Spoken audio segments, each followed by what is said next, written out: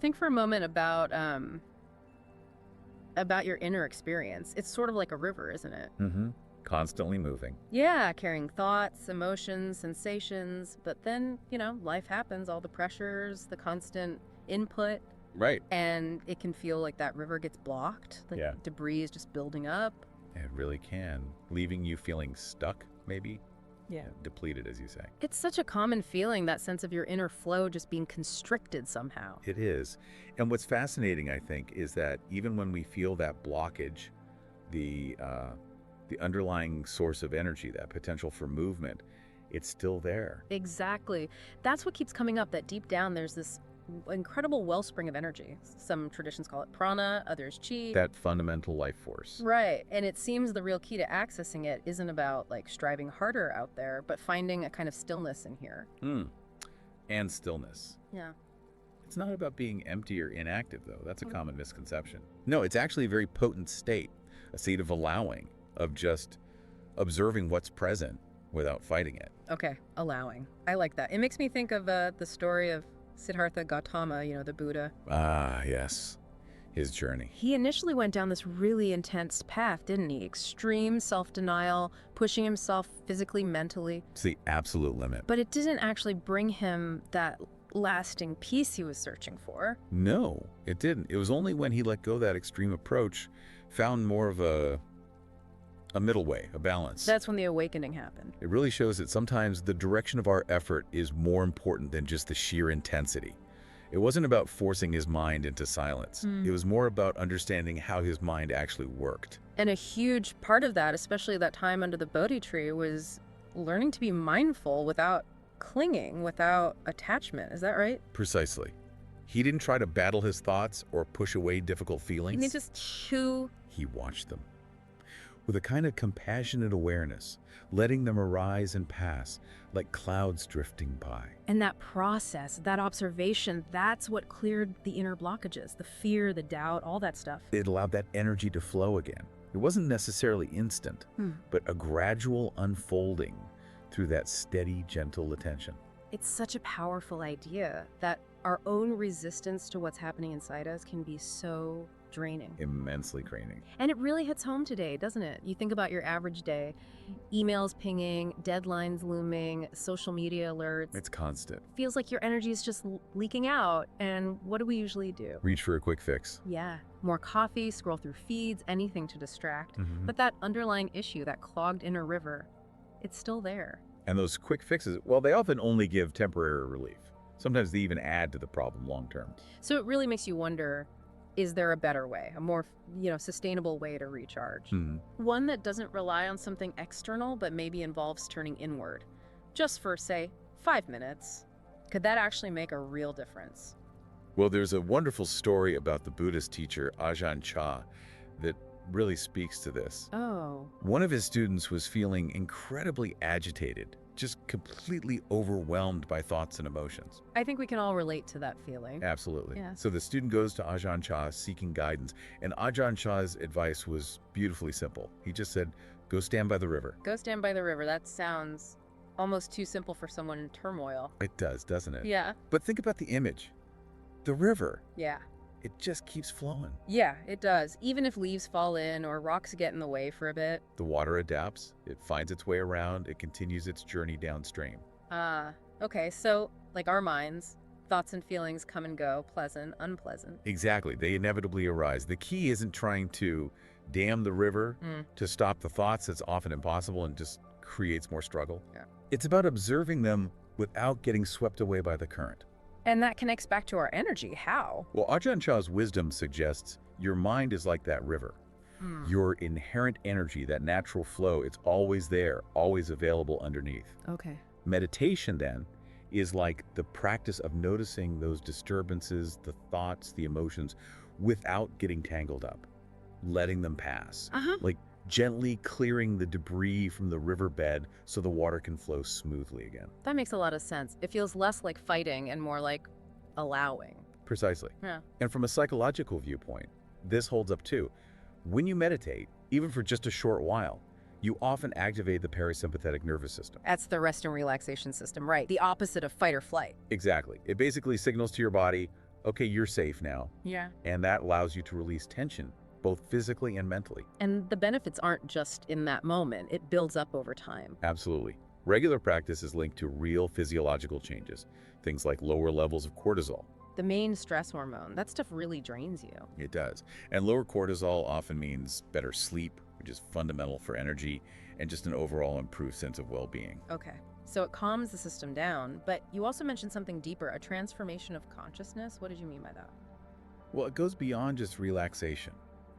Meditation can start to shift how you perceive everything.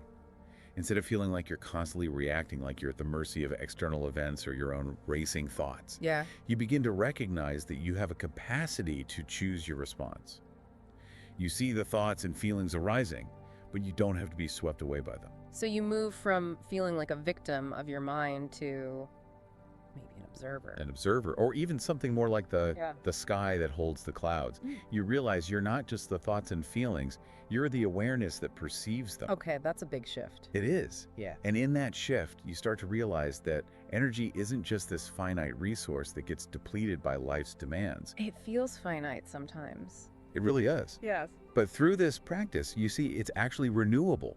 It's fueled by your intention, by where you consciously place your attention. Which brings us back to that simplicity. Like that brief visualization we mentioned, imagining golden light filling the body. It sounds maybe a bit out there. Perhaps. But the act itself, taking even a few moments to intentionally focus on that feeling, breathing into it, it can genuinely shift how you feel right then and there. Did you notice anything even subtle when we touched on that earlier? I think so. Maybe a little. Settling. Less tension in my shoulders, perhaps? That settling is often very real. A release of that background hum of tension we carry around without even realizing it. And the beauty is, like you said, it's so accessible. No fancy equipment, no need to be an expert. Just a willingness to pause, to step out of the constant doing for a moment and simply pay attention to what is. And it doesn't need to be hours.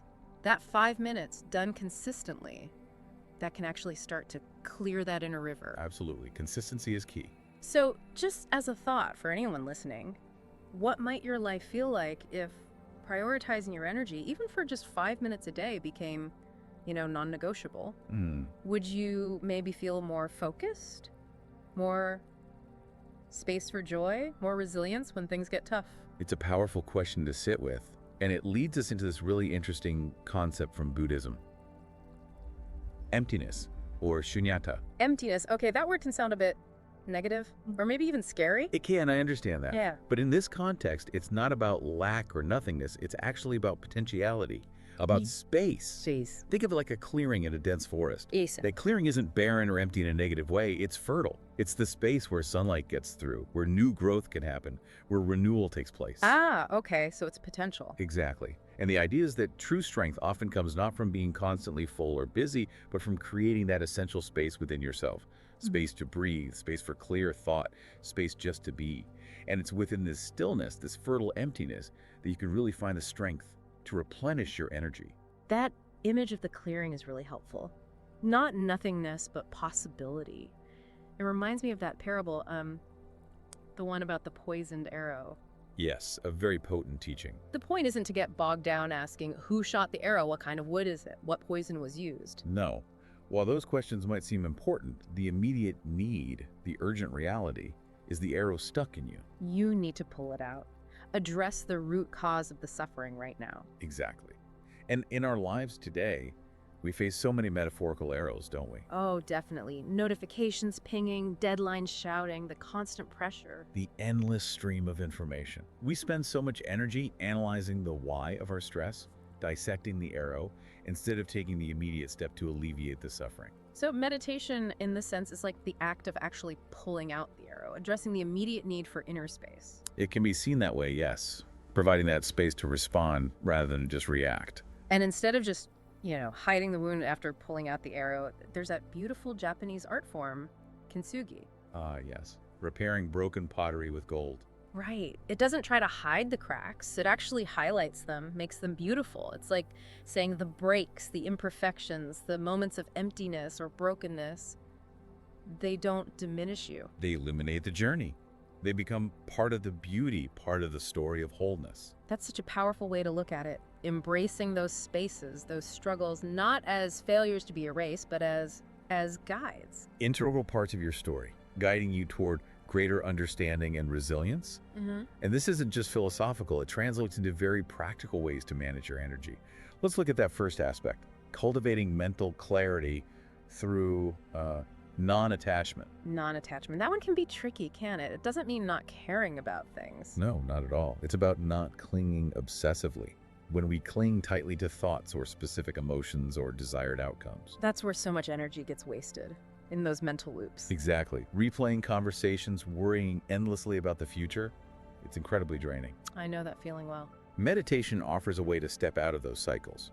When you practice observing your thoughts without judgment, you start to see them for what they are. Just thoughts, not absolute reality. Just thoughts. Fleeting mental events, like clouds passing through the sky of your awareness. They only have the power you give them by grasping onto them so tightly. So the practice itself, like if anxiety comes up during meditation, instead of getting lost in the why or what if. You simply notice it. Yeah. You might mentally label it gently. Anxiety is here. And then return your focus, perhaps to your breath. You create a little distance, you don't feed it. Precisely. Oh. You acknowledge it without becoming it. And it's fascinating how this aligns with neuroscience findings. Really? How so? Well, studies show that regular meditation can actually increase gray matter density in brain regions linked to attention, emotional regulation, and self-awareness. Wow. So it physically changes your brain? It appears so. Practicing non-attachment through meditation literally helps rewire your brain to be less reactive, more present. And that conserves and even increases your available mental energy. Okay, that's compelling. And that leads into the second aspect you mentioned, emotional balance through compassion, especially self-compassion. Yes, because it's so easy to be our own worst critic, isn't it? Tell me about it. That inner voice can be brutal sometimes. Absolutely relentless, constantly pointing out flaws, replaying mistakes. That internal negativity is a massive energy drain. It feels like friction, like grinding gears inside. That's a great description. And loving kindness meditation, sometimes called metta, is a powerful antidote. How does that work? It's a practice where you intentionally cultivate feelings of warmth, kindness, and goodwill. You start with yourself. With yourself. That feels hard sometimes. It can be, initially, but it's crucial. You might silently repeat phrases like, may I be happy, may I be healthy, may I live with ease and peace. And you really try to feel the intention behind the words. Then gradually you extend those wishes outward. To others. To loved ones. Then perhaps neutral people, eventually even those you find difficult. Wow. Extending kindness even to difficult people. It's a practice. And the impact can be quite significant. Research suggests it can reduce symptoms of depression, increase feelings of social connection, and boost overall well-being. So by cultivating that inner kindness, you're essentially tapping into a more positive, sustainable source of emotional energy, instead of the drain of self-criticism. Exactly. It reminds me of Thich Nhat Hanh during the Vietnam War. Yes. His calm amidst such chaos. He maintained this incredible presence, largely through his meditation practice. He had that wonderful analogy about lettuce. Oh, right. If the lettuce isn't growing well, you don't blame the lettuce? You look at the conditions, the soil, the water, the sunlight. You investigate the reasons why it isn't thriving. And you apply that same understanding and compassion to yourself. Precisely. Instead of blaming yourself for struggles, you inquire with kindness. What conditions are contributing to this? What do I need? That's a much gentler approach. Okay, and the third aspect was physical vitality through presence. Yes. We often separate mind and body, but they're deeply interconnected. Stress isn't just mental, it lives in the body. Oh, I feel that. Tight shoulders, clenched jaw, shallow breathing. Exactly. It's like your body is constantly braced, holding on to tension. And that physical holding pattern consumes a lot of energy. So how does meditation help with that? Practices like the body scan meditation are very helpful here. You systematically bring your awareness to different parts of your body, head to toe. Just noticing. Noticing sensations, tightness, warmth, tingling, maybe even numbness, without judgment.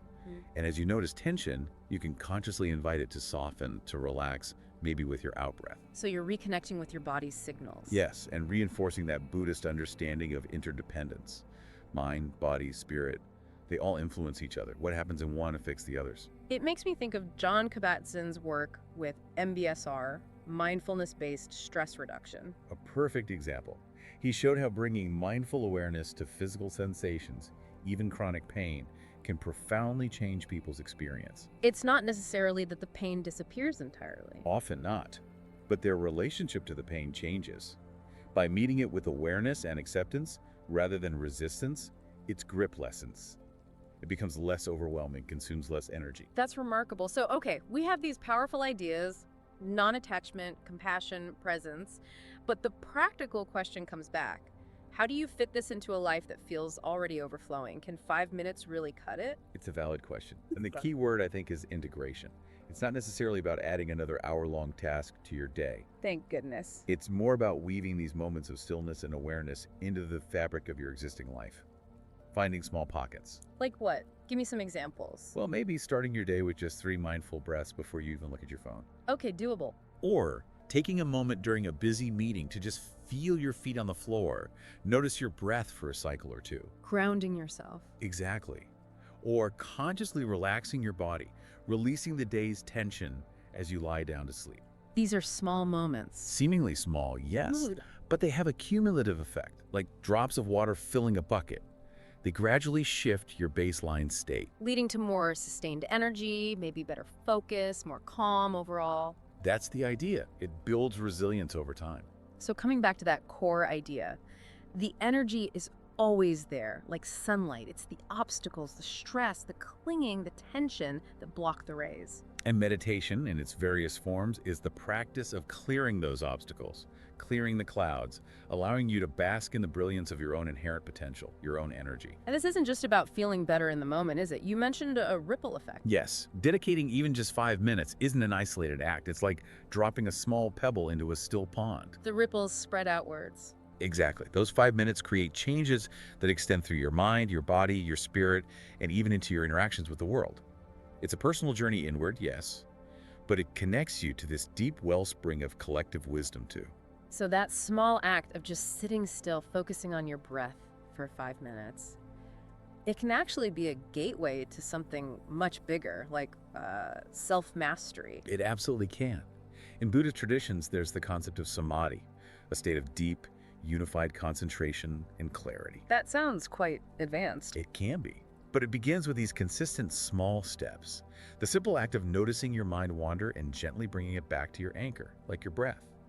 That is the training. You're strengthening that muscle of attention. You are. Think of your mind like a garden. Thoughts constantly sprout. Some are helpful flowers. Others are weeds of negativity or distraction. Okay.